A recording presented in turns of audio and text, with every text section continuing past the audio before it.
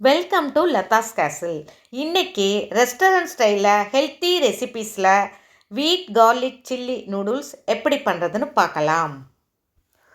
ஒரு பாத்திரத்தில் தண்ணியை சூடு பண்ணி அதில் தேவையான அளவு கல்லுப்பு போட்டு 1 ஸ்பூன் இல்லைன்னா 2 ஸ்பூன் எண்ணெயை ஊற்றி நல்லா கொதிக்க விடுங்க. எண்ணெய் ஊற்றுறதுனால நூடுல்ஸ் ஒன்றுக்கொன்று ஒட்டாமல் இருக்கும். இப்போ பாக்கெட்டில் இருக்கிற நூடுல்ஸை கொஞ்சம் கொஞ்சமாக எடுத்து அந்த கொதிக்கிற தண்ணியில் போடுங்க. தேவையான நூடுல்ஸை தண்ணியில் போட்டதும் அடுப்பை சிம்மில் வச்சுட்டு ஒரு கரண்டி எடுத்து நல்லா கிளறி விடுங்க. அப்படி கரண்டியால் கிளறி விட்டால் தான் ஒன்றுக்கொன்று நூடுல்ஸ் ஒட்டாமல் இருக்கும். நூடுல்ஸ் வேகிற டைமில் ஒரு மிக்சர் ஜாரில் 10 சிகப்பு மிளகாய், அதாவது காஞ்ச மிளகாய், அவங்கவுங்க வீட்டு காரத்துக்கு ஏற்ற மாதிரி எடுத்துக்கோங்க.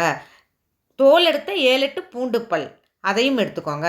கொஞ்சம் உப்பு போட்டு நைஸாக பேஸ்ட்டாக அரைச்சி எடுத்துக்கோங்க. இப்போ நூடுல்ஸ் வெந்திருக்கான்னு எடுத்து பாருங்கள். இது கோதுமை நூடுல்ஸுங்கிறதுனால கொஞ்சம் நேரம் வேகிறதுக்கு ஆகும். நூடுல்ஸ் ரொம்ப சாஃப்டாக இருக்கக்கூடாது, கொஞ்சம் கெட்டியாக இருக்கணும். இப்போ இந்த வடிகிண்ணத்தில் இந்த நூடுல்ஸை போட்டு தண்ணியை நல்லா வடித்து எடுத்துருங்க. வெறும் தண்ணியை அந்த சூடான நூடுல்ஸ் மேலே ஊற்றுங்க. அப்போ தான் அது ஒன்றுக்கொன்று ஒட்டாமல் இருக்கும். இப்போ அடுப்பில் ஒரு கடாயை வச்சுட்டு அதில் ஒரு 2 ஸ்பூன் எண்ணெய் ஊற்றுங்க. இப்போ அந்த கார்லிக் சில்லி பேஸ்ட்டை அதில் போட்டு நல்லா கெட்டியாகிற வரைக்கும் வதக்குங்க. இப்போ நீங்கள் மிக்சியில் அரைக்கும்போது கொஞ்சம் உப்பு போட்டிருக்கோம், நூடுல்ஸ்லேயும் உப்பு போட்டிருப்போம். தேவைன்னா இந்த ஸ்டேஜில் இன்னும் கொஞ்சம் உப்பு போடலாம். வேணும்னா கொஞ்சோண்டு சர்க்கரை போடலாம் டேஸ்ட்டுக்கோசரம்.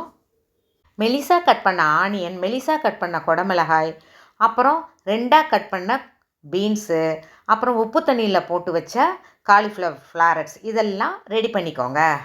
இந்த சில்லி கார்லிக் பேஸ்ட்லேயே நம்ம கட் பண்ண வெங்காயத்தை போட்டு 1 நிமிஷம் நல்லா வதக்குங்க. நீங்கள் கேப்சிகமில் க்ரீனு, ரெட்டு, எல்லோ இந்த எல்லா கேப்சிகமையும் கட் பண்ணி அது கூட போடலாம். நல்லா கலர்ஃபுல்லாக இருக்கும் பார்க்குறதுக்கு. இப்போ 2ஆக கட் பண்ண பீன்ஸை போட்டு நல்லா ஃப்ரை பண்ணுங்கள். ஒரு 2 நிமிஷம் நல்லா வதக்குங்க. இப்போ மெலிசா நறுக்கின கேப்சிகம், காலிஃப்ளவர் இது 2ஐயும் ஒன்றா போட்டு நல்லா வதக்குங்க. காய்கறி எல்லாம் வதங்கின அப்புறம் சோயா சாஸ் அது 1 டேபிள் ஸ்பூன் அதையும் போட்டு மிக்ஸ் பண்ணுங்கள். இது சோயா சாஸ் டேஸ்ட்டு கொடுக்கறதுக்கு தான் நம்ம சேர்க்குறோம். இப்போ சின்ன பசங்க நூடுல்ஸ் விரும்பி சாப்பிடுவாங்க. அவங்களுக்கு இந்த மாதிரி கோதுமை நூடுல்ஸில் காயெல்லாம் சேர்த்து கொடுத்தா ரொம்ப விரும்பி சாப்பிடுவாங்க. இதில் மசாலா பவுடர் எதுவும் இல்லாததுனால வயிற்றுக்கும் கெடுதல் ஒன்றும் பண்ணாது. இந்த காய்கறி எல்லாம் ஃபுல்லாக நல்லா வேகக்கூடாது, ஸ்க்ரன்ச்சியாக இருக்கிற மாதிரி எடுத்துக்கோங்க.